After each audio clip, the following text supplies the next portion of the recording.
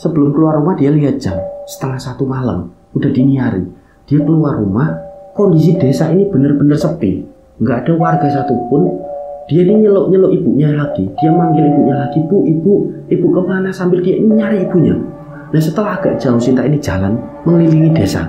Dia ini melihat ibunya ini sedang berdiri sambil menatap ke sebuah rumah, di mana rumah ini rumah dari tetangganya Sinta yang terkenal memang kaya raya.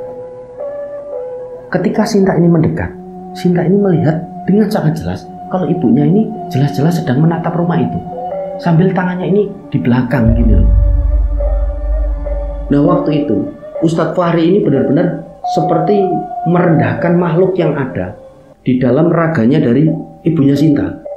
Raimu ki sopo? Raimu ki elek, utumu prongos kok ngono. Gak metu tak bakar kok.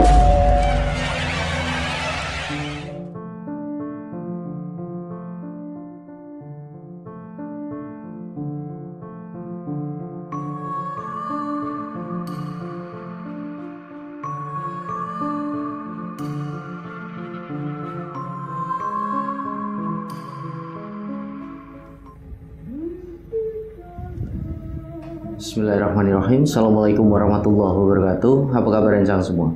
Semoga semuanya dalam keadaan sehat, selalu diberikan kelancaran dalam beraktivitas dan juga kelancaran rezeki. Kembali lagi berjumpa dengan saya Sukma Arga, dan alhamdulillah di video kali ini kembali saya berkesempatan untuk menceritakan satu kisah horor yang berkaitan dengan dunia pesugihan. Nah buat rencang semua yang menonton tayangan kali ini dan belum subscribe, yuk subscribe dulu dan jangan lupa untuk klik notifikasi loncengnya. Tentunya agar channel ini semakin berkembang dan saya semakin bersemangat lagi dalam membagikan cerita-cerita terbaru. Dan semoga amal kebaikan rencang semua dibalas sesuatu yang lebih besar dan berlipat-lipat oleh Allah Subhanahu wa Ta'ala. Amin. Baik, tanpa berlama-lama, langsung saja pasang headset masing-masing dan tetap waspada sekeliling Anda. Ana kidung rumaksa ing wengi teguh ayu luput ing lara. Oke, untuk cerita kali ini dibagikan oleh satu rencang kita yang namanya Sinta. Sinta ini di masa sekarang tinggalnya di kota Semarang. Jadi Sinta ini cerita tentang pengalamannya semasa Sinta ini dulu tinggal di Brebes. Jadi Brebesnya ini bukan Brebes kota, akan tetapi Brebes di desa gitulah, masuk ke desa. Jadi Sinta ini cerita tentang pengalaman ketika dia ini tinggal di sana dengan kedua orang tuanya dulu, semenjak Sinta ini kecil. Nah di masa sekarang Sinta ini tinggalnya di Semarang dengan keluarganya, dengan suami dan ketiga orang anaknya. Jadi dalam cerita ini sebelumnya perlu kami tegaskan. Jadi Sinta mengirim cerita ini bukan bermaksud untuk membuka aib daripada kedua orang tuanya, karena cerita ini bermuatan ya bisa dikatakan tentang keburukan kedua orang tua Sinta.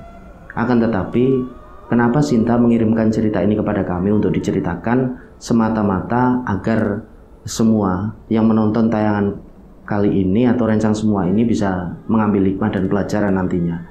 Jadi cerita ini berkaitan dengan pesugihan tuyul yang pernah dilakoni oleh kedua orang tua daripada Sinta. Oke, jadi ceritanya itu adalah ketika Sinta ini duduk di bangku kelas 3 SD. Sinta ini masih tinggal di Brebes waktu itu, Brebesnya Brebes desa. Sinta ini tinggal dengan kedua orang tuanya. Jadi Sinta ini awalnya tahunya ini Sinta adalah anak sematawayang. Jadi tinggal dalam satu rumah ini cuma bapak, ibu, dan Sinta. Nah mereka ini menempati satu rumah, di mana rumah ini ya bisa dikatakan cukup besar dan berlantai 2. Nah di lantai pertama ini difungsikan oleh kedua orang tua Sinta ini untuk membuka toko sembako, khususnya oleh bapaknya, karena waktu itu ibunya ini punya usaha lain, punya bisnis lain.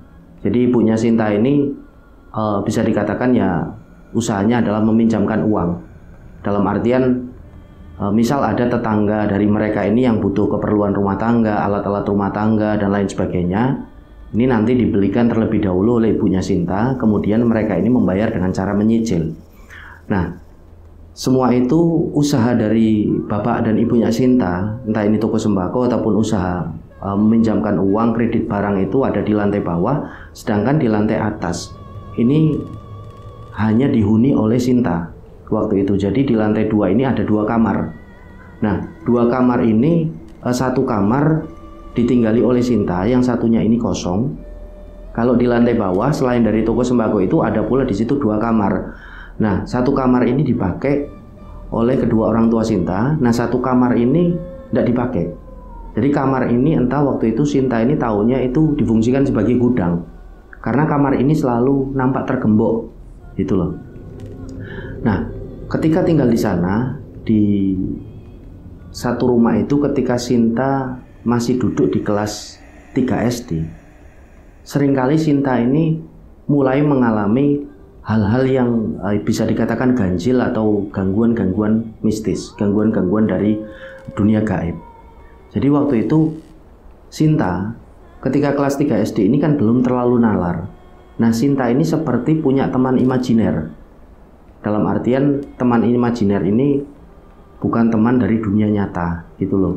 Jadi sosoknya ini anak kembar, cowok-cowok, dan itu adalah sosok gaib.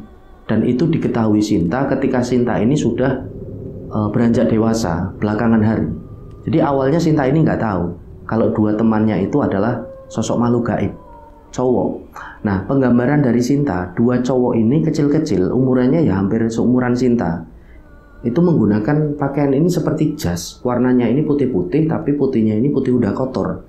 Nah, wajah dari mereka ini ya normal seperti manusia pada umumnya, seperti anak kecil pada umumnya. Wajahnya ini normalnya manusia, nggak ada yang aneh, nggak ada wajah yang menyeramkan, wajah yang rusak ataupun wajah yang pucat, biasa aja. Nah, apalagi ditambah Sinta waktu itu belum nalar. Jadi Sinta menganggap 2 anak kecil itu ya teman yang seusia Sinta waktu itu. Jadi 2 anak kecil ini seringkali menghampiri Sinta. Ketika menghampiri Sinta, ini bisa dipastikan hampir menjelang maghrib. Jadi selalu saja mengetuk kamarnya Sinta. Ketika Sinta berada di kamar ini sekitar jam 5 sore atau setengah 6. Mereka ini selalu datang dan entah dari mana. Sinta ini waktu itu belum terlalu mikirin mereka ini datang dari mana atau mereka ini dari bawah ke atas. Pokoknya Sinta ini nggak terlalu mikirin. Yang Sinta tahu mereka ini selalu mengetuk pintu kamarnya dari Sinta. Seingat Sinta ini ketika mau maghrib ini surup-surup itu selalu mengetuk. Nah, waktu itu ada satu kejadian. Ketika pintu kamar Sinta ini diketuk, Sinta ini kan keluar seperti biasa. Sinta ini tanya, kita mau main kemana hari ini? Nah, mereka ini selalu nggak jawab dengan Sinta ini. Maka dari itu Sinta ini hanya mengikuti mereka ini dengan bahasa tubuh. Jadi mereka ini cuma jalan aja seperti melamba-lamba Sinta, ngajak Sinta. Nah, mereka ini jalan. Jadi pengakuan dari Sinta, kedua anak kecil kembar cowok itu selalu mengajak Sinta bermain dulu itu ke tempat-tempat yang bisa dikatakan ya tempat-tempat berbahaya. Nah, kejadian itu waktu itu hampir maghrib jam 5. Sinta ini diajak. Entah waktu itu kemana, awalnya Sinta nggak tahu, jalan mereka ini bertiga. Ini keluar ya bisa dikatakan agak jauh dari desa, hampir sekitaran 1 kilometer lebih mereka ini jalan. Dan ternyata 2 anak kecil cowok kembar itu ngajak Sinta ke satu tempat, di mana di situ ada satu belumbang. Kalau di tempatku ini namanya belumbangan. Belumbangan ini seperti tanah yang dikeduk, digali ini dalam. Itu bisa difungsikan sebagai ya tempat sampah ataupun ketika ada orang yang mau bikin rumah itu dengan keduan atau galian ini yang lebar luas itu nantinya di situ akan dibangun pondasi. Kalau di tempatku ini namanya belumbangan. Bisa juga difungsikan sebagai tempat penampungan sampah untuk nantinya sampah itu dibakar. Nah, waktu itu kebetulan sedang musim hujan. Nah, mereka ini bertiga ke sana. Nah, ketika sampai di sana, si Sinta ini duduk di tepian dari belumbangan itu dan ternyata belumbangan ini sudah penuh dengan air. Jadi karena semalam ini turun hujan dengan sangat lebat, belumbangan ini jadi penuh. Dan ini memang biasanya difungsikan kalau di anak-anak di desaku dulu, waktu aku masih kecil ini memang biasanya belumbangan ini kalau penuh dengan air menjadi sebuah kolam dan itu difungsikan untuk bermain anak-anak gitu loh, mandi. Aku pun dulu seperti itu. Nah, waktu itu kelas 3 SD dan Sinta ini kondisinya nggak bisa renang.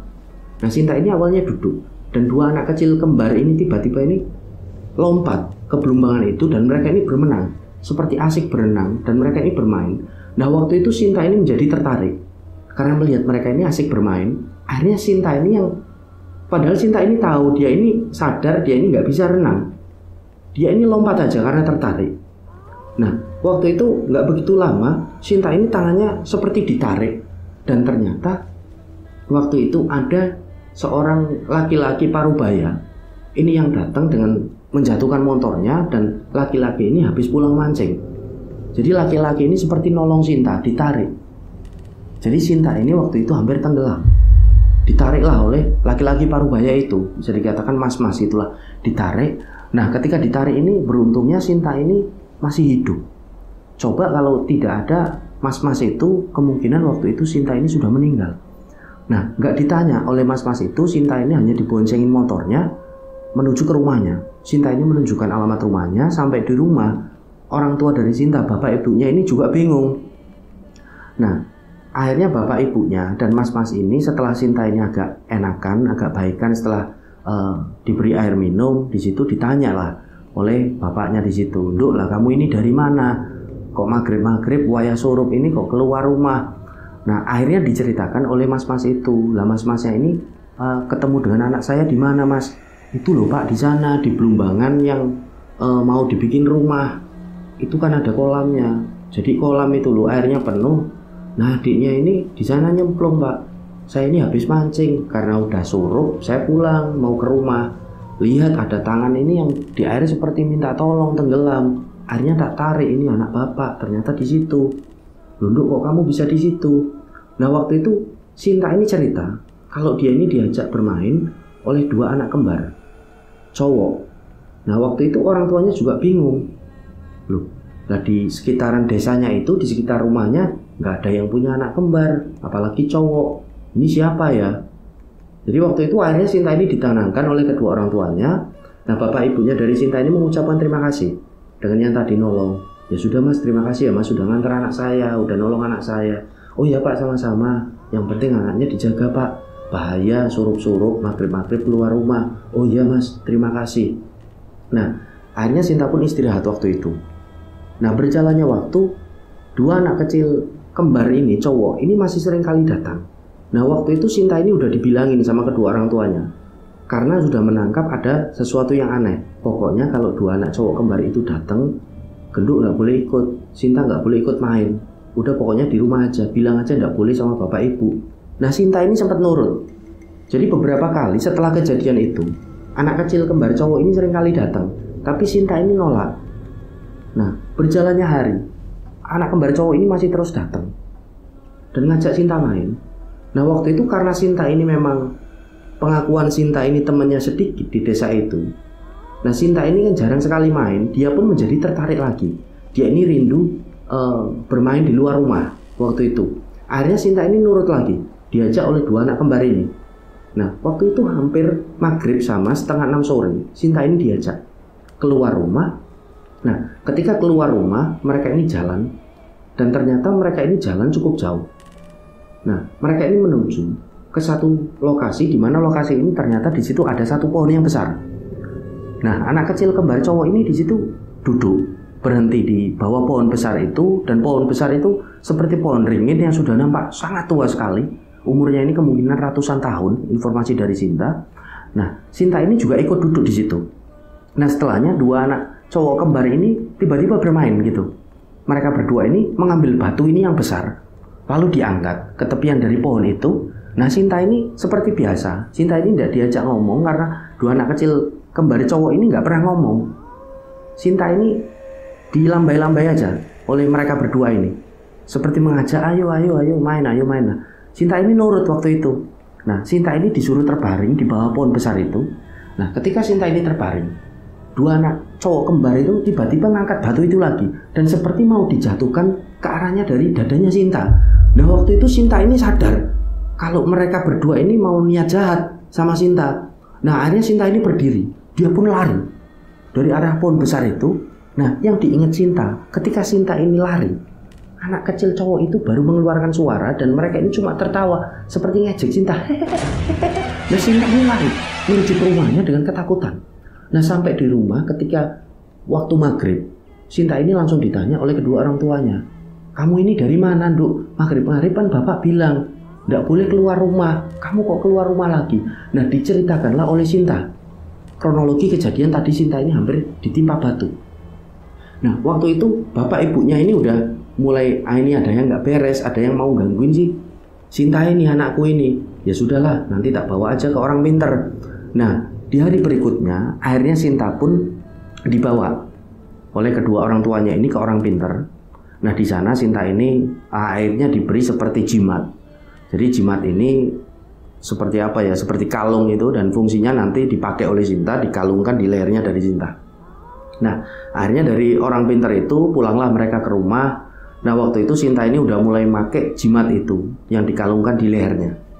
Nah, waktu berjalan, setelah Sinta ini memakai jimat pemberian dari orang pinter itu, memang nggak pernah ada gangguan-gangguan lagi setelahnya. Berjalan 1 bulan, waktu itu Sinta ini merasa nggak nyaman, terus-terusan menggunakan jimat yang dikalungkan di lehernya itu. Nah, satu ketika Sinta ini karena merasa nggak nyaman, dia ini nyopot dari jimatnya itu yang dikalungkan itu, dia copot, ditaruh di kamarnya yang ada di lantai atas. Nah, waktu itu 1 hari, 2 hari belum ada gangguan. Nah, di hari ketiga mulai muncul keanehan lagi yang dialami oleh Sinta. Ketika Sinta ini udah nggak pakai kalungnya itu, jimat itu. Jadi menjelang tengah malam, sekitaran jam 10, waktu itu Sinta ini kebangun dari tidurnya karena Sinta ini pengen buang air kecil. Nah, setelah Sinta ini buang air kecil ke kamar mandi yang ada di bawah, Sinta ini kembali ke kamarnya. Nah, ketika kembali di kamarnya, ternyata di kamarnya ini udah ada sosok anak kecil, cowok juga seperti yang kembar itu. Umurannya seperti Sinta. Tapi yang membuat Sinta ini aneh, walaupun anak itu seumuran Sinta, tapi wajahnya ini menunjukkan wajah tua.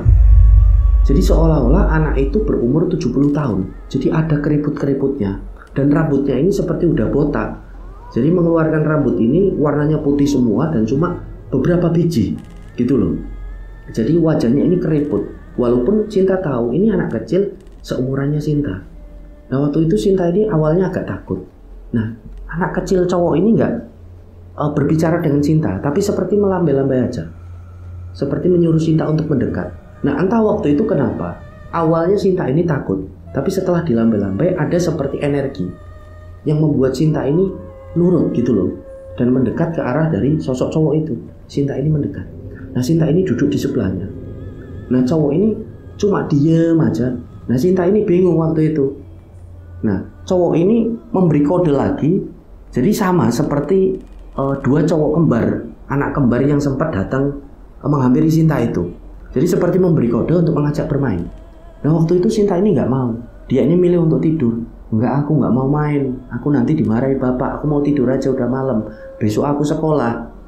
Nah, cowok yang wajahnya tua ini, cowok kecil yang wajahnya tua ini, seperti wajahnya ini murung, menampakkan wajah yang sedih. Nah, waktu itu Sinta ini merasa iba. Dia ini bilang lagi, ya sudah, besok aja kesininya. Aku diajaknya besok, tapi jangan malam-malam. Jangan terlalu malam, nanti aku dimarahi bapak. Wong besok aku sekolah. Nah, cowok ini wajahnya ini sumringah lagi. Dan tiba-tiba lari gitu loh, keluar dari kamar Sinta. Nah, waktu itu Sinta ini belum nalar, belum menganggap dia ini sosok makhluk gaib gitu loh. Nah, Sinta akhirnya tidur waktu itu. Nah, di malam berikutnya, cowok berwajah tua ini datang lagi. Yang seumuran Sinta ini datang lagi menghampiri Sinta. Nah, waktu itu sekitaran jam 8 malam. Jadi Sinta ini seperti diajak, seolah-olah dia awe-awe itu dari arah pintu kamarnya. Nah, Sinta ini masih baca-baca buku pelajaran. Nah, Sinta ini nurut. Dia ini mengikuti anak cowok itu. Nah, kebetulan di jam-jam itu bapak dan ibunya Sinta ini kan warung sembakonya ini belum tutup. Jadi warungnya ini belum tutup, sama sekali belum tutup. Ibunya juga masih mengurusi, ya kalau ada orang yang setor uang gitu di lantai bawah. Jadi menuruni tangga, Sinta ini ikut dari anak itu, anak cowok itu. Entah waktu itu Sinta ini mau diajak kemana. Jalanlah Sinta ini mengikuti dari anak cowok itu. Jalan cukup jauh. Nah, waktu itu mereka ini berhenti di satu rumah. Jadi rumah ini rumah besar, di mana Sinta ini tahu ini satu rumah tetangganya yang memang orang kaya. Dia ini punya banyak sawah, pokoknya orang kaya. di kampungnya, di desanya dari si Sinta. Nah waktu itu Sinta ini berhenti di depan rumah itu, diajak oleh anak cowok berwajah tua itu. Nah tiba-tiba anak cowok itu jalan ini memasuki dari rumah itu, memasuki gerbang. Nah Sinta ini di lambai-lambai seperti ayo ikut, tapi Sinta ini nggak mau karena dia ini merasa risih gitu kan. Dia ini ya anak kecil, dia juga nggak begitu mengenal tetangganya itu, dia ini nunggu aja di dalam rumah. Jadi anak cowok ini nggak tahu masuk waktu itu dan ditunggu oleh Sinta lama banget, sekitaran setengah jam nggak keluar. Akhirnya Sinta ini pun memutuskan untuk pulang ke rumahnya. Entah waktu itu yang dilakukan oleh teman imajinirnya itu apa di rumah itu. Nah Sinta ini balik ke rumahnya, dia ini masuk ke kamar dan dia ini tidur waktu itu. Nah singkat cerita, berjalannya hari, sosok anak seusia Sinta yang berwajah tua itu cowok ini masih sering kali menghampiri Sinta ini. Pokoknya kalau datang ini ya waktu-waktu menjelang Sinta ini mau tidur, kalau enggak Sinta ini udah tertidur, dia ini selalu datang, pokoknya selalu malam-malam. Nah waktu itu Sinta ini seperti selalu diajak main, dan Sinta ini pada akhirnya menolak karena dia ini diberitahu lagi oleh bapaknya, karena Sinta ini sempat cerita kalau ada yang menghampiri lagi. Nah waktu itu bapaknya ini suruh pakai jimatnya itu lagi, dan pada akhirnya berjalannya waktu ini sosok itu udah nggak datang lagi. Nah berjalannya hari ke hari, singkat cerita, ketika Sinta ini duduk di bangku kelas 2 SMA, ada satu momen di mana waktu itu bapaknya ini sakit, bapaknya dari Sinta sakit, dan belum sempat bapaknya ini dibawa ke rumah sakit, jadi masih dirawat di rumah gitulah, minum obat seadanya selama seminggu. Nggak disangka belum sampai dibawa ke rumah sakit, bapak dari Sinta ini meninggal dunia waktu itu. Nah setelah meninggal dunia, Sinta dan ibunya ini masih menempati satu rumah yang ada di situ. Akan tetapi toko sembako ini udah mulai terbengkalai, karena memang pengakuan dari Sinta dulu yang sering kali mengurusi toko itu adalah bapaknya. Jadi ibunya ini lebih mengurusi ke usaha yang pinjam-meminjam uang ataupun kredit barang itu. Jadi toko ini udah mulai terbengkalai. Kalau ada barang habis ini udah nggak mulai dikulain lagi, udah nggak mulai mengambil barang lagi dari sales ataupun apa. Jadi benar-benar terbengkalai, dan pada akhirnya toko ini pun tutup. Nah waktu itu ibu dari Sinta ini masih jalan usaha kredit itu, masih meminjamkan uang, sampai pada akhirnya tiba di satu momen ketika di kelas 2 SMA itu, Sinta ini kan orangnya penakut. Waktu itu dia ini seringkali seperti mendapatkan gangguan-gangguan ketika berada di kamar atas. Jadi pengakuan dari Sinta, semenjak bapaknya ini meninggal, Sinta ini seringkali merasakan ada keanehan-keanehan yang dia rasakan ketika dia berada di kamarnya, khususnya ini menjelang tengah malam. Entah ini ada seperti bisikan-bisikan yang gak jelas, sayup-sayup ataupun samar-samar ini terdengar, ataupun suara ketukan pintu di kamarnya yang tiba-tiba aja ketika tengah malam, ketika dibuka ini nggak ada siapapun. Jadi pokoknya gangguan-gangguan aneh. Ada seperti orang jalan di luar kamarnya, ada yang menyapu di luar kamarnya. Nah waktu itu karena Sinta ini memang penakut, akhirnya Sinta pun bilang sama ibunya waktu itu, "Bu, Sinta ini pengen tidur aja sama ibu, tidurnya sekarang sama ibu aja di kamar bawah." Nah akhirnya ibunya pun nggak keberatan, nggak ada masalah. Ya wes Duk lah, kenapa emang? Diceritakanlah oleh Sinta, "Ini Bu, semenjak bapak nggak ada kok Sinta sering mengalami hal-hal semacam ini." Nah akhirnya ibunya pun mengiyakan, "Ya sudah, ya wes tidur sama ibu nggak apa-apa, tapi kalau siang ya tetap ditempati eman kamarmu itu." "Iya Bu." Nah akhirnya setelah bilang seperti itu dengan ibunya, Sinta pun mulai tidur dengan ibunya di malam berikutnya. Nah ketika Sinta ini di kelas 2 SMA, Sinta ini udah nggak pakai jimat-jimat itu lagi, jadi sudah dicopot gitulah. Jadi memang sudah nggak dipakai karena dia ini merasa nggak nyaman, karena dia ini sudah beranjak dewasa juga waktu itu, dia malu pakai kayak gitu. Jadi dicopot waktu itu. Nah ketika Sinta ini tidur di kamar ibunya, ini nggak ada keanehan-keanehan apapun. Jadi semuanya ini normal. Sinta ini ya tidur di sana, hari-hari ini berjalan sewajarnya, nggak pernah ada gangguan-gangguan yang aneh-aneh lagi. Nah waktu itu pada suatu malam, ketika Sinta ini sedang tidur di kamar ibunya, dengan ibunya awalnya ini tidur. Nah Sinta ini terbangun ini di sekitaran tengah malam, karena dia ini pengen minum, karena dia ini merasa haus. dia ini pengen minum ke belakang, ke dapur, dia mau ke kulkas. Nah Sinta ini bangun. Nah ketika bangun ini ibunya udah nggak ada di sebelahnya dari si Sinta. Nah karena Sinta ini anaknya penakut, dia ini kan langsung di situ manggil ibunya. Bu, ibu di mana bu? Nggak ada sautan dari ibunya. Nah Sinta ini akhirnya kan keluar dari kamar ibunya. Dia ini tengok di rumah ini sepi sekali. Ibunya dipanggil lagi, bu, ibu di mana? Nggak ada sautan. Nah akhirnya karena Sinta ini memang haus dari awal, dia ini minum dulu ke kulkas. Setelah dia minum, dia panggil lagi ibunya, nggak ada sautan. Karena nggak ada sautan ini, Sinta akhirnya kan keluar rumah. Dia ini udah mulai panik karena dia anaknya penakut. Dia keluar rumah. Nah waktu itu Sinta ingat betul, jam 12 lebih, udah tengah malam. Sinta ini keluar. Nah sesampainya di luar rumah, Sinta ini kembali manggilin ibunya, tapi nggak ada sautan. Akhirnya karena dia ini udah merasa panik, dia ini ketakutan. Dia ini akhirnya jalan, memutuskan untuk nyari ibunya. Nggak tahu, pokoknya dia jalan di sekitaran desa. Sambil dia ini terus manggil-manggil ibunya. Nah suasana waktu itu sepi sekali. Nggak ada satu penduduk pun, warga ini yang keluar karena itu udah tengah malam. Jam 12 lebih.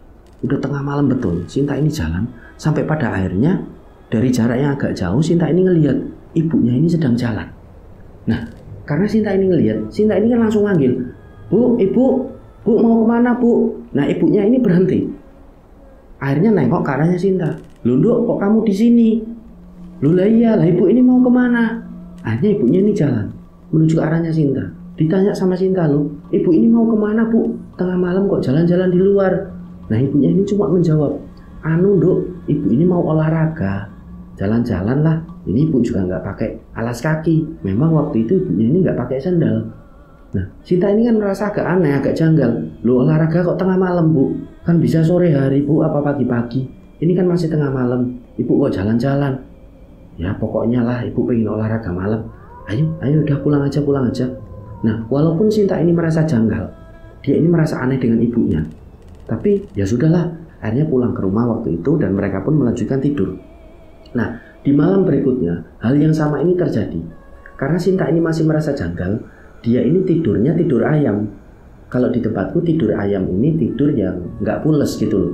Tidur tapi masih agak sadar. Karena dia ini merasa janggal dari malam sebelumnya ini. Ibunya sebenarnya kenapa? Kok tengah malam ini bilangnya olahraga?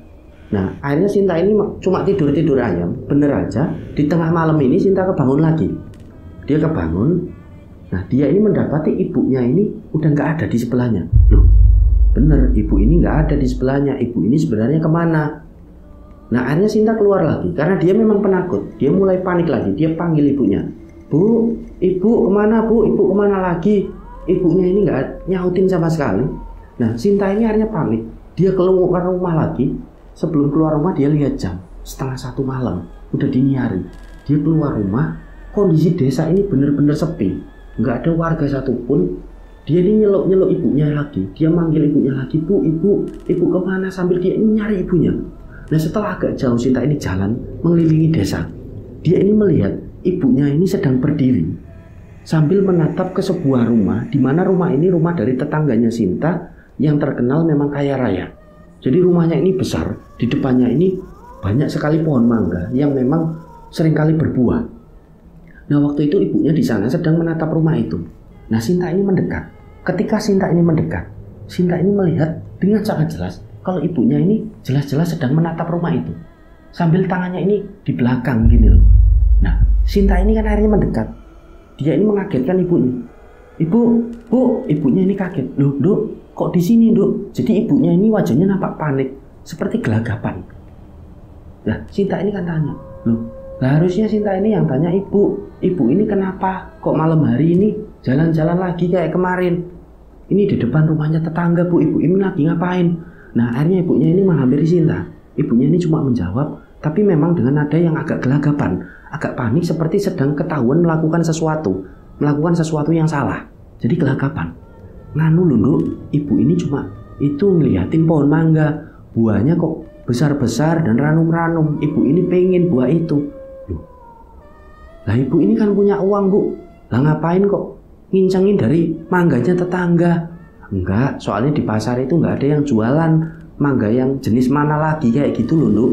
Nyarinya susah. Ibu ini nggak tahu kok dari kemarin-kemarin pengen mangga itu mana lagi. Makanya ibu ini Ya pengen aja, barangkali besok ibu ini bisa izin nanti sama Pak ini yang punya. Nah waktu itu Sinta ini kan agak aneh. Loh ibu ini kan punya uang. Ya cari aja lah Bu, jangan di depan rumahnya orang tengah malam gini. Nanti ibu ini dikira maling sama warga lain, sama tetangga, nggak enak. Udah ayo pulang Bu. Nah akhirnya ibunya ini pulang sama si Sinta ini. Jadi waktu itu ibunya ini juga nggak pakai alas kaki sama. Nah ketika pulang ibunya juga tangannya ini masih ke belakang gini loh. Jadi Sinta ini menangkap ada satu kejanggalan dengan ibunya. Nah akhirnya Sinta ini jalan dengan ibunya pulang ke rumah dan mereka pun tidur. Nah hari-hari ini berjalan, waktu itu Sinta ini nggak kebangun lagi. Kalau bahasa aku ini dilalai. Ya kebetulan ini Sinta nggak kebangun lagi. Jadi entah waktu itu ibunya ini keluar rumah lagi atau tidak, Sinta ini kan nggak mengalami itu. Dia ini nggak tahu kalau ibunya keluar rumah lagi atau enggak. Nah berjalannya hari ke hari, Sinta ini mulai menangkap lagi ada satu keanehan. Jadi waktu itu Sinta ini masih tidur dengan ibunya. Di kamar ibunya, Sinta ini kebangun lagi dari tidurnya. Nah ketika bangun, Sinta ini mendengar seperti ada rintihan. Rintihan ini seperti kesakitan dan itu jelas-jelas suara dari ibunya. Aduh, yo ampun, aku ampun. Sinta ini kan bangun. Bu, ibu. Ibunya ini nggak nyautin. Tapi ibunya ini seperti sedang merintih. Dan itu arahnya dari luar kamar. Jadi di sebelah Sinta ini udah nggak ada ibunya yang tidur di situ. Sinta ini keluar kamar dan ternyata suara rintihan ibunya ini dari satu kamar. Jadi kan ada dua kamar. Satu kamar yang ditempati oleh Sinta dan ibunya, kamar orang tuanya dulu. Satunya ini kamar yang entah difungsikan waktu itu Sinta ini tahunya sebagai gudang. Karena selalu digembok. Kamar itu selalu dikosongkan, entah itu gudang atau apa. Waktu itu Sinta ini nggak boleh masuk kan. Nah waktu itu Sinta keluar, ternyata suara ibunya ini berasal dari kamar itu. Dan nampak kamar ini gembokannya ini memang lepas, kuncinya ini nggak digembok. Nah Sinta ini kan mendekat. Bener aja suara ibunya ini terdengar dari dalam. Aduh ampun, yo aku kapok ampun. Nah Sinta ini kan bingung, Bu, ibu kenapa Bu? Nah Sinta ini ngetuk pintu kamar itu, tok. Ibu kenapa Bu? Nah ibunya ini langsung diem. Ketika dengar Sinta ini sedang ngetuk pintunya, akhirnya ibunya ini menjawab, oh nggak apa-apa Nduk, nggak apa-apa. Ibu kenapa Bu? Ibu kok sakit gitu? Ayo ke rumah sakit aja. Oh enggak ibu, nggak apa-apa Nduk, nggak apa-apa. Udah Sinta tidur lagi aja. Bener ibu, nggak apa-apa. Udah Sinta tidur lagi aja. Akhirnya Sinta tidur lagi. Dan bener aja nggak begitu lama ibunya ini balik ke kamar. Tidur dengan Sinta lagi dan ibunya ini nampak seperti membenarkan letak pakaiannya. Dimana waktu itu ibunya ini memang seringkali memakai pakaian-pakaian seperti berbentuk kebaya gitulah. Jadi akhirnya tidur lagi mereka ini. Nah ketika mereka ini tidur nggak ada keanehan lagi. Nah di malam berikutnya, karena ada kejanggalan di malam sebelumnya, si Sinta ini kan dia ini sengaja nggak tidur. Dia ini coba ibunya ini keluar kamar atau tidak, atau ada keanehan lagi seperti suara rintihan dari ibunya. Nah akhirnya Sinta ini nunggu. Dia ini mulai tidur di jam 9 malam setelah dia ini jadwal pelajaran untuk sekolahnya. Seperti biasa dia cuci kaki, dia ini gosok gigi, dia ini tidur. Tapi dia ini nggak tidur, dia ini cuma pura-pura tidur. Nah karena Sinta ini dari siang ini banyak kegiatan, akhirnya dia ini tertidur. Walaupun niatnya dia ini mau ngincengin ibunya, mau ngerendek ibunya ini sebenarnya ngelakuin apa. Tapi Sinta ini karena capek, dia ini tertidur. Dan dia ini terbangun di sekitaran tengah malam karena mendengar lagi seperti suara ibunya ini merintih. Aduh, loro banget, ampun. Ya aku kapok wis loro, aku pengen wis saya, aku kapok, aku pengen wis saya. Ibu ini kenapa? Dipanggil nggak nyaut ibunya. Sinta ini keluar lagi dan ternyata dari satu kamar itu. Nah kamar itu yang nampak digembok tapi gembokannya ini terbuka. Suara ibunya dari situ diketuk lagi oleh si Sinta. Duk Bu, ibu ini kenapa Bu? Oh nggak apa-apa Nduk. Ibunya ini jadi setelah Sinta ini ngetuk, Sinta ini tanya, ibunya ini diem nggak ngerintih menjawab si Sinta. Oh nggak apa-apa Nduk. Nah belum sempat Sinta ini buka kamar karena dia penasaran, ibunya ini udah keluar membuka pintu kamar itu. Udah Nduk, jangan di sini ayo. Lah ibu ini di dalam lagi ngapain Bu? Lah ini sebenarnya kamar apa? Udah, ini cuma gudang. Ibu ini kenapa kok kesakitan di situ? Ya nggak apa-apa. Tadi ibu ini masih nyari sesuatu gitu, nggak ketemu, terus tiba-tiba perut ibu ini sakit. Alasan ibunya kayak gitu. Kok 2 malam berturut-turut, Bu. Sebenarnya ibu ini kenapa? Sinta ini seperti ngejar pertanyaan, bertanya terus-menerus, tapi ibunya ini cuma bilang ya, nyari sesuatu, entah sesuatu apa. Dan ibunya ini bilang ketika nyari itu kok perutnya sakit. Nah akhirnya di situ nggak langsung tidur. Sinta ini bilang sama ibunya, Bu, pokoknya ibu mau nggak mau besok tak antar Sinta ke rumah sakit aja lah, Bu. Sinta ini takut kalau ibu ini kenapa-kenapa. Nah akhirnya ibunya ini nurut waktu itu sama Sinta. Keesokan harinya Sinta ini izin dari sekolah mengantar ibunya ini ke rumah sakit. Nah ketika di rumah sakit, diagnosa dari pihak rumah sakit ini mengatakan kalau ibunya ini kena asam lambung. Diberikanlah obat waktu itu. Nah diberi obat ini diminum kan oleh ibunya dari si Sinta ini, diminum. Nah berjalannya hari ini kondisi dari ibu Sinta ini kok semakin parah dilihat. Tapi Sinta ini nggak pernah lagi mendengar ada suara rintihan ketika dia ini terbangun tengah malam. Ibunya ini nampak tidur aja, tapi kondisi dari ibunya ini semakin kurus waktu itu. Nah diperiksakanlah lagi ke satu rumah sakit, tapi rumah sakit ini waktu itu berbeda. Jadi rumah sakit ini rumah sakit yang lain gitu, diperiksakan di sana dan ternyata diagnosanya juga berbeda. Di rumah sakit pertama ini ibunya mengalami asam lambung. Nah di diagnosa dari rumah sakit satunya ini ibunya punya gula. Jadi ibunya ini punya penyakit gula waktu itu. Jadi diagnosanya ini berbeda. Diberikanlah obat yang berbeda lagi. Nah pulanglah mereka ke rumah. Waktu itu obat ini mulai diminum. Karena indikasinya ini diagnosanya adalah penyakit dari ibunya ini gula. Nah waktu itu berjalannya hari setelah ibunya ini minum obat-obatan dari satu rumah sakit yang terakhir ke sana ini didiagnosa ibunya ini kena penyakit gula. Ibunya ini berangsur-angsur kondisinya ini mulai membaik. Jadi tubuhnya ini mulai agak gemukan lagi waktu itu. Nah akhirnya Sinta ini merasa lega. Dia ini bersyukur kan ibunya ini udah baik-baik aja. Dan ibunya ini seperti biasa kembali melakukan aktivitasnya sebagai ya tadi tukang kredit gitulah, tukang minjemin uang dan barang-barang waktu itu untuk nyicil para tetangganya. Nah toko sembako ini benar-benar udah tutup dan benar-benar udah nggak pernah buka sama sekali, udah terbengkalai. Nah waktu itu ada satu momen di mana waktu itu Sinta ini akan jalan-jalan dengan teman-temannya. Jadi waktu itu Sinta ini sudah kelas 3 SMA, ada acara jalan-jalan gitulah untuk plesir piknikan dengan teman-teman dekatnya. Nah mereka ini mau ke Semarang. Jadi perlu diketahui di Semarang ini Sinta ini masih punya saudara. Karena ibu dari Sinta ini asalnya memang dari Semarang, tapi tidak disebutkan Semarangnya mana. Yang jelas bukan Semarang kota, Semarang juga di pinggiran gitu. Jadi masih punya saudara di sana. Ada Pak Leknya, ada Buleknya, ada neneknya dari si Sinta juga, dari ibunya Sinta. Masih tinggal di Semarang. Tapi pengakuan dari Sinta, semenjak kecil ini Sinta jarang sekali diajak ke sana. Ya bisa dihitung jari ke Semarang itu. Jadi Sinta ini cuma di Brebes saja, sekitaran Brebes. Nah waktu itu ada acara untuk piknik ke sana kan, untuk pelesiran dengan teman-temannya. Nah setelah mendapati izin dari ibunya ini mau ke Semarang, mereka ini mau naik kereta api gitu loh, menuju ke Semarang ini dari Brebes.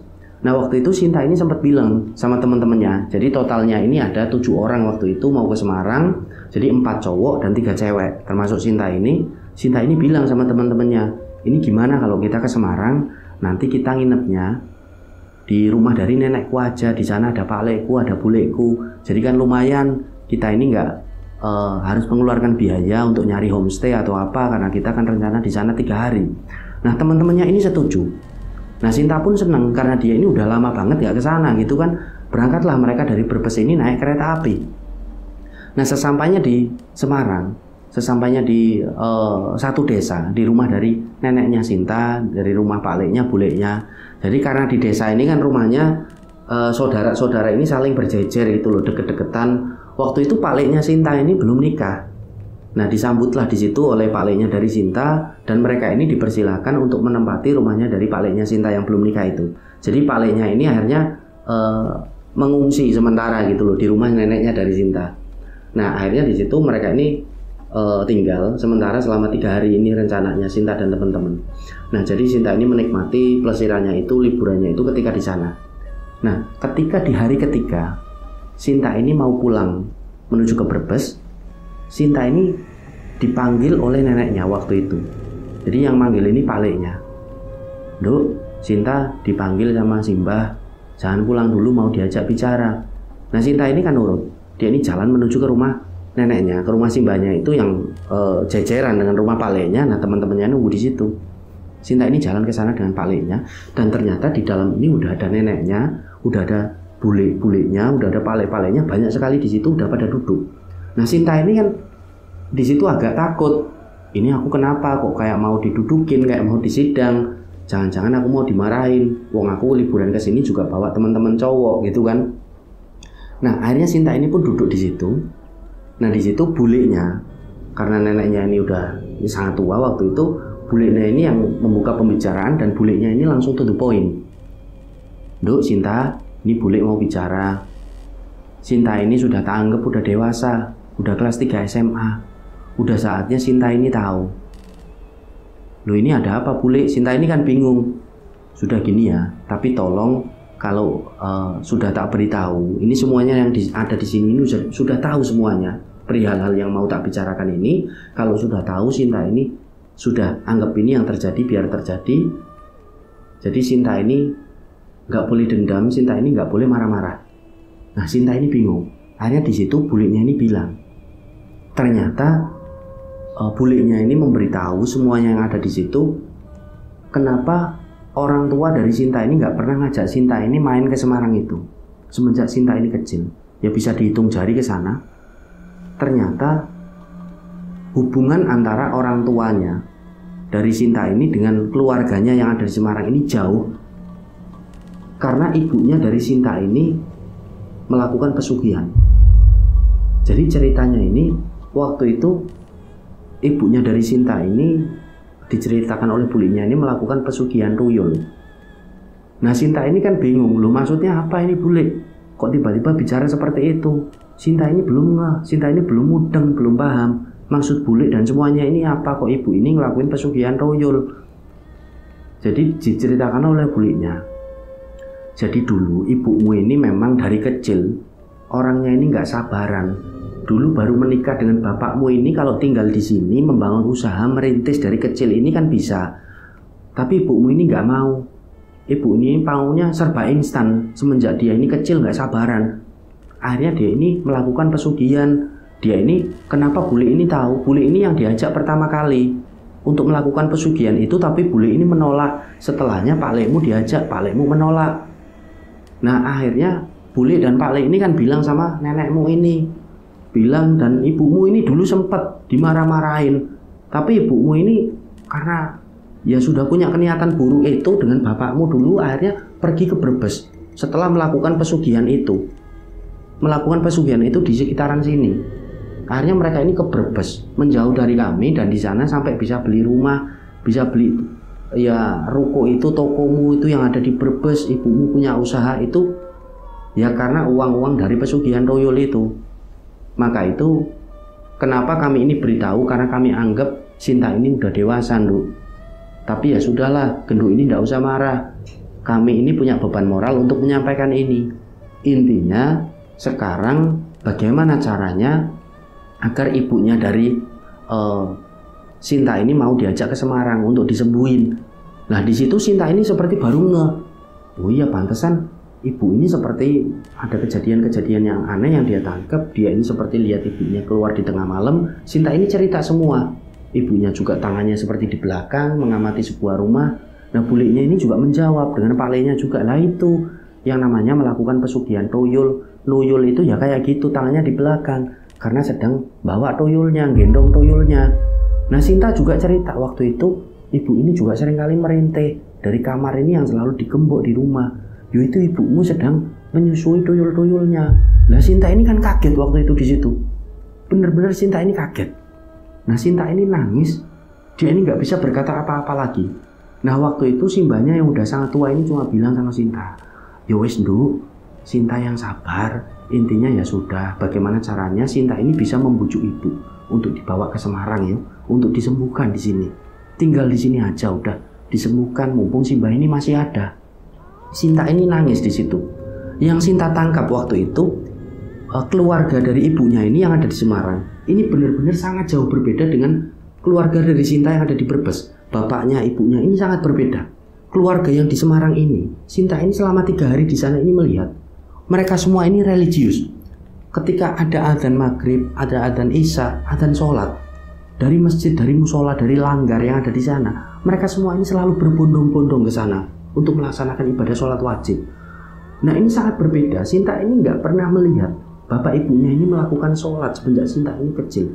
Nah, Sinta pun mengakui kalau Sinta ini ya nggak pernah juga melakukan sholat 5 waktu. Jadi benar-benar Sinta ini nggak bisa yang namanya sholat.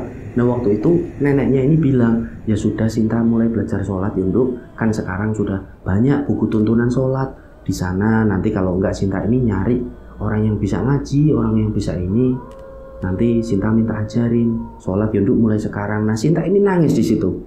Dia ini mengiyakan apa kata simbahnya.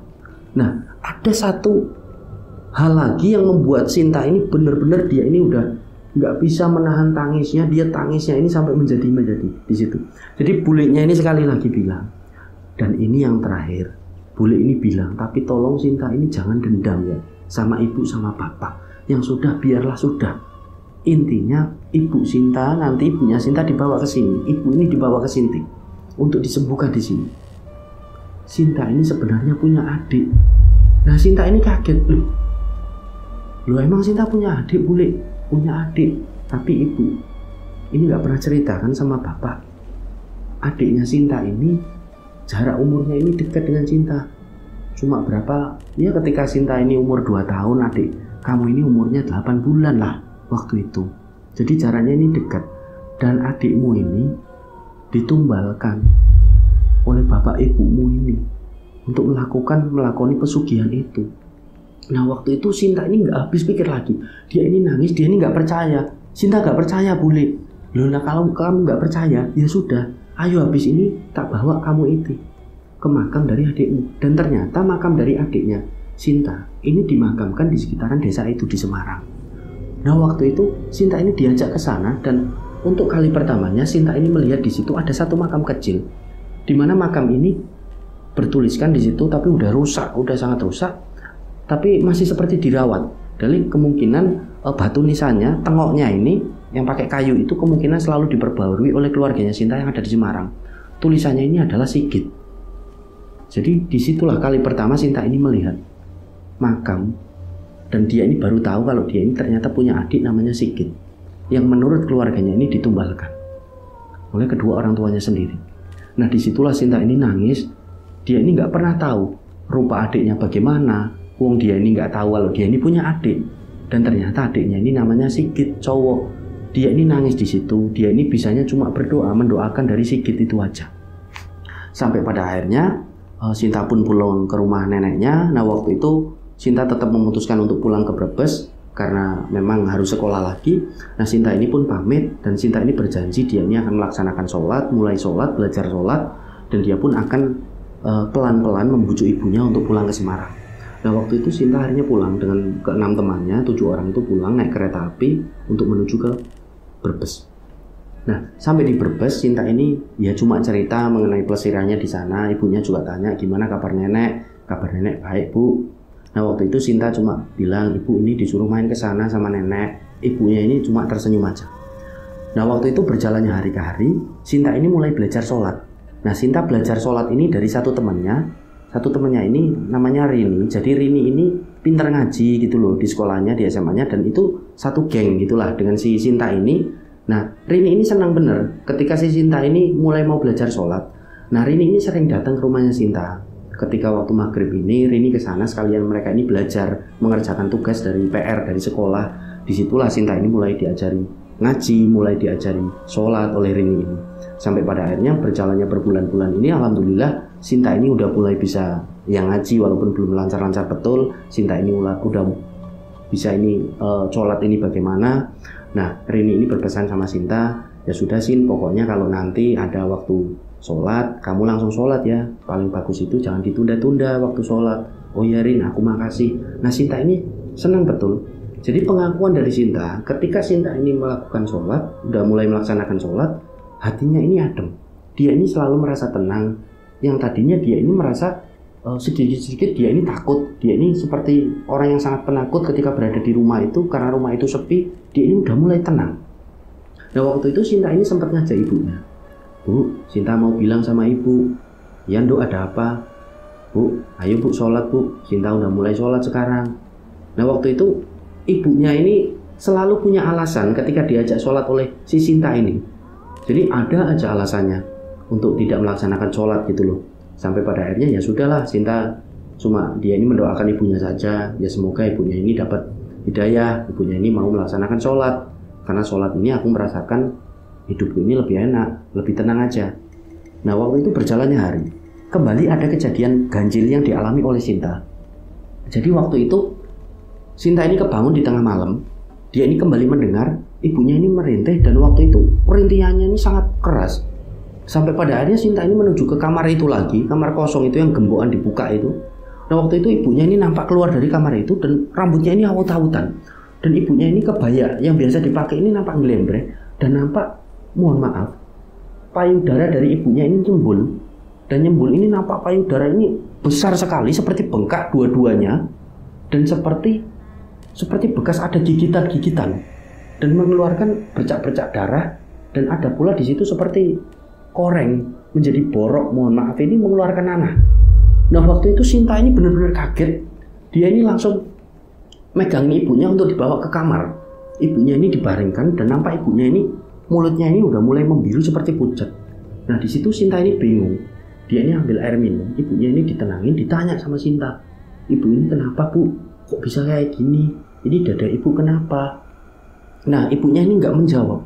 Jadi informasi dari Sinta, mohon maaf, dada dari ibunya ini nampak bengkak besar sekali, dan seperti ada borok-borok koreng ini yang mengeluarkan nanah ini, dan baunya ini udah mulai membusuk. Nah waktu itu Sinta ini benar-benar bingung apa yang harus dia lakukan. Sampai pada akhirnya Sinta ini mengajak ibunya untuk ke rumah sakit. Ibunya ini menolak. Entah waktu itu. Jadi setelah kejadian di malam itu, di keesokan harinya Sinta ini nggak sekolah menemani ibunya. Dan nampak Rini ini juga nggak sekolah. Rini ini juga ke situ untuk menemani Sinta. Nah waktu itu Sinta ini akhirnya bilang sama ibunya, Bu, ini kalau kayak gini Sinta ini bingung Bu. Ibu ini harus gimana Sinta ini menghadapi ibu. Sinta ini bingung. Udah gini aja Bu, ibu ke Semarang aja yuk sama Sinta, biar nanti di sana dirawat sama saudara-saudara, sama nenek juga yang ada di sana. Nah akhirnya ibunya ini mau, ibunya ini nurut karena ibunya ini udah lemes. Jadi penggambaran dari Sinta waktu itu, ibunya ini badannya udah kecil sekali, seperti tinggal tulang belulang habis gitu, kurus kering, tapi payudaranya ini sangat besar, dan itu sehari-harinya ini selalu menimbulkan aroma bau busuk dan mengeluarkan nanah ini yang seperti nggak mau berhenti. Nanah ini kering dibasuh oleh Sinta, ini keluar lagi nanah, dan gigitan-gigitan ini seolah-olah bekas gigitan, entah ini gigitan apa, ini nggak mau seperti hilang walaupun sudah diobati oleh Sinta dengan obat merah. Nah akhirnya karena ibunya nurut, dibawalah ibunya ini ke Semarang dengan transportasi kereta api. Nah ketika berada di kereta api ini, waktu itu Sinta ini duduk dengan ibunya. Nah Sinta ini melihat ada satu rombongan mohon maaf, dari rombongan ini Sinta ini melihat seperti menggunakan pakaian jubah-jubah putih. Mereka juga menggunakan seperti sorban, dan jenggotnya ini panjang-panjang. Nah kemungkinan seperti jamaah tabligh gitulah kalau di zaman sekarang itu. Jadi Sinta ini melihat ini orang-orang lagi mau pada kemana. Jadi mereka ini seperti duduk diam saja antara mereka ini, dan tiba-tiba salah satu dari mereka ini menoleh ke arahnya Sinta, karena kebetulan Sinta ini duduknya ini di belakang gitu loh, di belakang dari mereka. Salah satunya ini menoleh ke arah Sinta, dan menoleh ini seperti menatap dengan tatapan yang aneh. Nah waktu itu Sinta ini merasa nggak nyaman kan waktu itu ditatap seperti itu.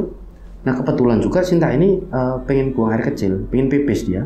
Akhirnya dia ini bilang sama ibunya, Bu, ibu sini dulu ya, Sinta mau pipis dulu ke toilet. Ibunya ini cuma mengangguk. Sinta ini jalan menuju ke toilet.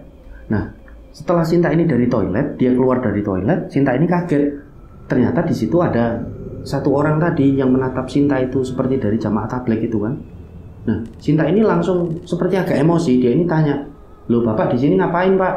Seperti agak marah. Oh iya Mbak, ngapunten mohon maaf, nun sewu nggak mau ngapa-ngapain Mbak. Mohon maaf ya Mbak, dari tadi saya memandangi mbaknya seperti itu. Iya Pak, yang bener lah kalau mandang itu, saya kan jadi nggak nyaman kayak gini. Jangan kurang ajar lah. Jadi Sinta ini seperti agak marah. Nah, sekali lagi seseorang itu bilang, iya mbak, ngapunten, mohon maaf. Gini mbak, saya ini mau tanya sama mbaknya, itu ibunya kenapa ya? Ibuku lagi sakit. Oh iya, saya lihat juga gitu. Gini loh mbak, itu ibunya sakit itu sakit nggak biasa. Jadi ya seperti sakit ibunya ini kayak kena sihir. Nah waktu itu Sinta ini agak kaget. Lu maksud bapak gimana? Ya sudah, pokoknya saya tahu mbak. Gini mbak, saya ini punya kenalan di Solo, di Surakarta. Mbaknya ini saya kasih alamat ya. Namanya Ustadz Fahri. Nanti saya kasih alamatnya sebentar. Jadi seseorang ini, bapak-bapak ini mengeluarkan pulpen dan satu cari kertas, ditulislah satu alamat Ustadz Fahri dengan alamat yang ada di Solo. Diberikanlah oleh Sinta waktu itu. Ini mbak, dibawa. Nanti mbaknya ini cepat-cepat ya dibawa ke Ustadz Fahri aja. Ini kenalanku, udah bilang aja dari ya kami, rombongan kami. Sinta ini masih bingung. Oh ya sudah pak, terima kasih. Nah bapak-bapak ini pun oh iya ya. Bapak ini jalan menuju ke bangkunya lagi. Sinta ini masih bingung di situ. Dia ini benar-benar bingung. Ini maksudnya apa kok ibuku ngasihir? Ini Ustadz Fahri siapa? Nah akhirnya Sinta ini jalan kan dari toilet. Dia ini mau menuju ke arah ibunya lagi, mau ke bangku di keretanya itu. Orang-orang ini udah nggak ada. Seperti yang jamaah tabligh tadi kok udah nggak ada. Loh, apa kereta barusan berhenti di satu stasiun mana terus mereka ini berhenti? Tapi perasaan kereta ini dari tadi jalan. Batin Sinta ini kan. Loh, kok aneh. Tapi benar-benar Sinta ini megang kertas itu. Nah, Sinta ini karena menangkap ada satu kejanggalan dan Sinta ini merasa saja seseorang ini tadi seperti berniat baik. Dia ini mengantongi kertas itu, Ustadz Fahri itu, alamat Ustadz Fahri. Dia ini jalan lagi ke arah ibunya. Nah ketika duduk, Sinta ini sempat berpikiran, aku ini udah berprasangka buruk dengan orang tadi. Mungkin orang tadi ini punya niat baik sama aku kok prasangkanya buruk ya Allah. Ya sudahlah, semoga aku dimaafkan oleh orang itu. Nah akhirnya perjalanan dilanjutkan. Sesampainya di Semarang, akhirnya sampai di rumah dari neneknya si Sinta kan. Sampai di sana Pak Lenya, bulenya, neneknya ini udah bener-bener ya kaget itu melihat keadaan dari ibunya Sinta. Nah waktu itu bulenya ini langsung bilang, ini kok keadaan ibunya ini udah parah ya Nduk, ini gimana ya Nduk? Lah Sinta ini cerita, ini bule, Sinta ini dapat entah dari seseorang siapa, katanya suruh ke tempat ini namanya Ustadz Fahri ada di Solo. Ini ibu karena udah keadaannya seperti ini harus cepat-cepat dibawa sana katanya. Oh ya sudah kalau gitu. Entah kenapa waktu itu bulenya juga nurut, Pak Lenya, simbahnya, neneknya ini nurut. Ya sudah dibawa aja langsung ke sana kata neneknya. Akhirnya di hari itu bulenya ini langsung nyarter mobil, nyewa mobil dari tetangganya ini untuk membawa ibunya ini ke Solo. Nah waktu itu ketika ibunya Sinta ini mau dibawa ke dalam mobil, mau dibawa ke Solo, seolah-olah ibunya ini menolak, seolah-olah tahu ibunya ini mau dibawa ke salah seorang ustadz itu untuk disembuhkan. Jadi ibunya ini seperti kesurupan, meronta-ronta di situ dan kakinya ini napak tanah seperti nyakar ini, benar-benar kuat, nggak mau untuk dibawa ke dalam mobil. Nah akhirnya hari itu pun dipending untuk menyembuhkan ibunya ini, untuk membawa ke Ustadz Fahri ke Solo ini dipending. Jadi akhirnya nyari cara, bulenya, palenya, neneknya ini nyari cara ini gimana caranya biar ini mau ibunya Sinta ini mau dibawa ke Solo. Nah akhirnya palenya ini punya cara, ya sudah besok diajak makan dulu aja, nanti langsung di dalam mobil kita langsung ke Solo aja, nggak usah bilang. Nah akhirnya di situ bulenya setuju, neneknya setuju. Nah palenya Sinta ini pun mengajak beberapa temannya gitu loh, karena palenya ini udah tahu ini nanti bakalnya kayak yang udah tadi, jadi ngamuk-ngamuk kayak kesambet gitu, kayak kesurupan kalau mau dibawa ke ustadz. Akhirnya diajak untuk megangin ibunya dari Sinta ini karena tenaganya benar-benar kuat. Nah bener aja keesokan harinya ibunya ini diajak makan di sekitaran Semarang. Setelah diajak makan, mereka ini di dalam mobil kan. Nah waktu itu ibunya ini seperti sadar mau dibawa ke Solo ini, jadi meronta-ronta lagi, bener aja dipegangin kan oleh teman-teman palenya dari Sinta itu. Palenya dipegangin oleh Sinta, tenaganya bener-bener kuat. Nah waktu di dalam mobil, waktu dipegangin itu, ibunya Sinta ini meronta-ronta dan ibunya ini seperti meso-meso, ngata-ngatain dari palenya, bulenya Sinta, simbahnya ini dikata-katain semua dengan kata-kata kotor. Bangsat, asu, kabeh, warga aku nanti. Jadi seperti benar-benar kesurupan, tapi suaranya ini ibunya Sinta. Nah waktu itu ibunya Sinta ini juga ngeludahin semua yang ada di situ. Neneknya, pakliknya, buneknya, bahkan Sinta ini diludahin oleh ibunya. Semuanya ini diludahin. Sambil mengucapkan kata-kata yang benar-benar kotor. Bangsa asu kabeh. Wah, apa-apa we, asu kabeh. Jadi benar-benar dipegangin ini dengan sangat kuat, seperti orang yang kesambat, kesurupan. Sampai pada akhirnya tibalah mereka di satu alamatnya Ustadz Fahri. Nah waktu diturunkan dari mobil dengan benar-benar tenaganya ekstra, mereka menurunkan ibunya Sinta. Pasien di Ustadz Fahri ini ternyata memang banyak sekali pasien dari Ustadz Fahri ini yang lagi nunggu di situ. Mereka semua kan melihat fenomena itu kan, ini rame-rame ada apa, kau turun dari mobil. Jadi masih seperti meso-meso, di situ nggak karu-karuan keadaannya. Nah, nggak begitu lama, nampak seorang laki-laki, ya umurannya sekitar parubaya lah, 45-an tahun, ini berlari. Dan di situ, oh ini yang belakangan ini diketahui ini adalah Ustadz Fahri itu. Nah tanya di situ kan, ini kenapa, dari mana? Ini loh Pak, kami ini dari Semarang. Tahu alamat saya dari mana? Tanya Ustadz Fahri. Ini dari itu loh, nggak tahu siapa. Jadi Sinta ini lupa namanya, lupa nanya namanya dengan seperti jamaah tablik. Pokoknya Sinta ini bilang, pokoknya orangnya pakai jubah, jenggotan gitu loh.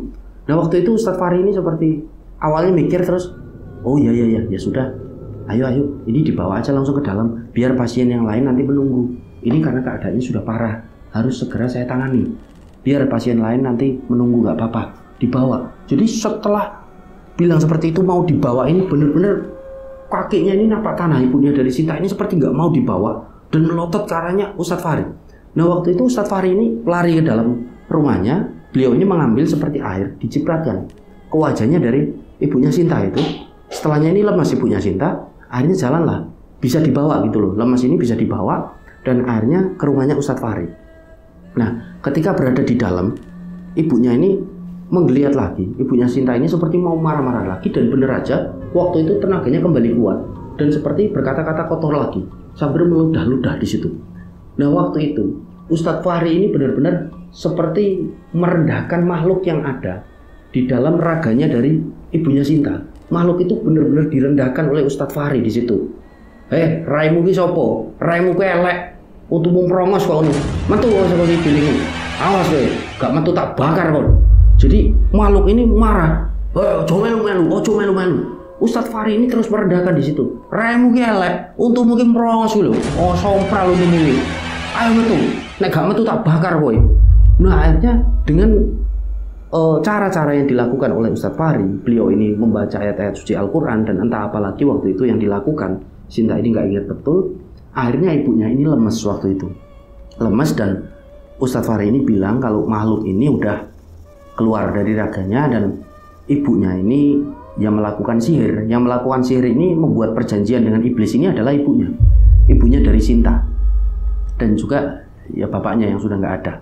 Ustadz Fahri ini tahu. Nah ini ya sudah gini aja, ini kan sudah insya Allah sudah sembuh, tapi harus ada penanganan khusus dari saya. Ya paling tidak di sini selama seminggu harus opnam, harus, kalau enggak ini karena keadaannya udah parah. Nah waktu itu semua keluarga ini setuju, Sinta pun setuju untuk diopnam di situ ibunya. Nah Ustadz Fahri ini sempat bilang sama keluarga di situ, sama Sinta juga, nanti kalau sudah di rumah tolong bagaimanapun caranya ini ibu harus mau melaksanakan sholat. Sesusah apapun, ibu nggak bisa bangun, nggak bisa melaksanakan sholat seperti pada umumnya, ya ibu sholat dengan terbaring juga nggak ada masalah. Ibu nggak bisa bergerak, ya sholat menggunakan isyarat mata pun nggak ada masalah. Yang penting ibu ini mau melaksanakan sholat. Tolong dituntun ya untuk keluarganya. Nah waktu itu mereka semua mengiyakan. Nah entah waktu itu Sinta ini merasa seperti akan kehilangan ibunya.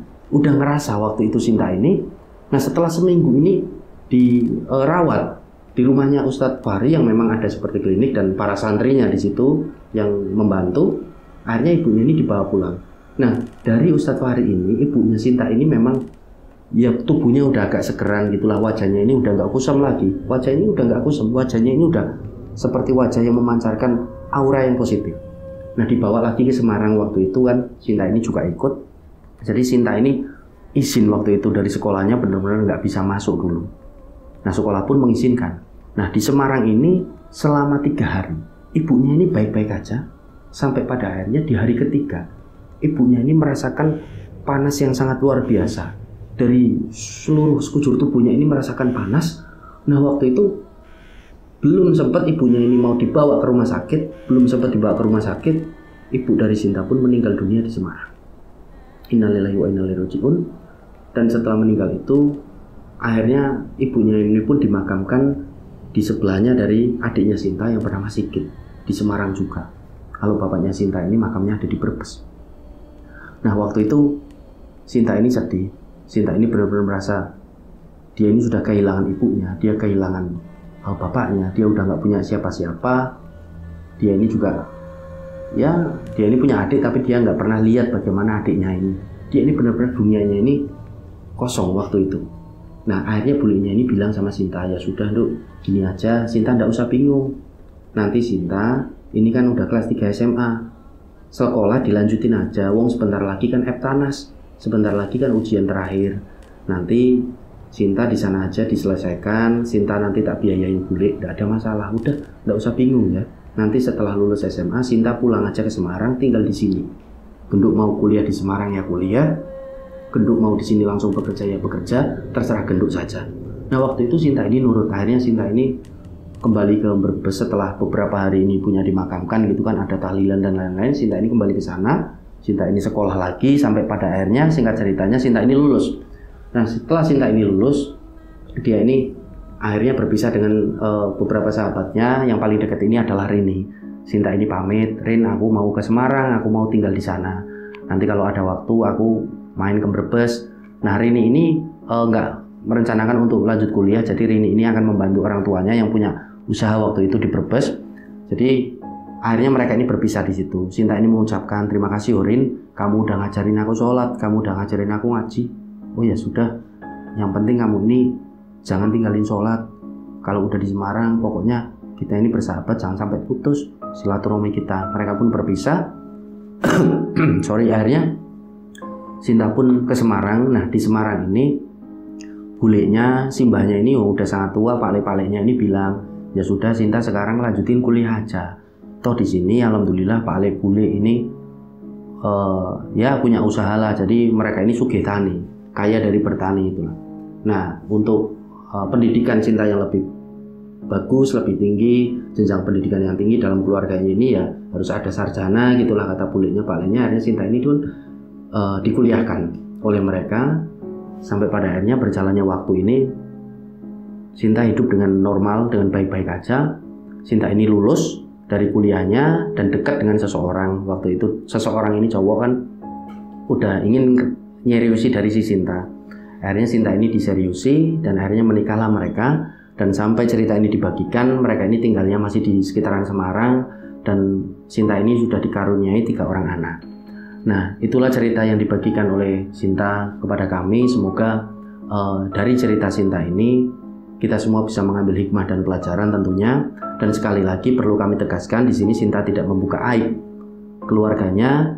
Jadi semua yang ada di sini juga namanya sudah kami samarkan gitu dengan semua. Semata-mata Sinta ini pengen, Mbak Sinta ini pengen agar semua yang menonton tayangan ini bisa mengambil hikmah dan pelajaran. Nah itulah cerita yang dibagikan oleh Sinta dan yang bisa kami sampaikan. Dan mohon maaf apabila masih banyak salah kata dalam saya menyampaikan cerita. Sampai berjumpa pada cerita-cerita selanjutnya. Saya Sumarga pamit undur diri. Wassalamualaikum warahmatullahi wabarakatuh.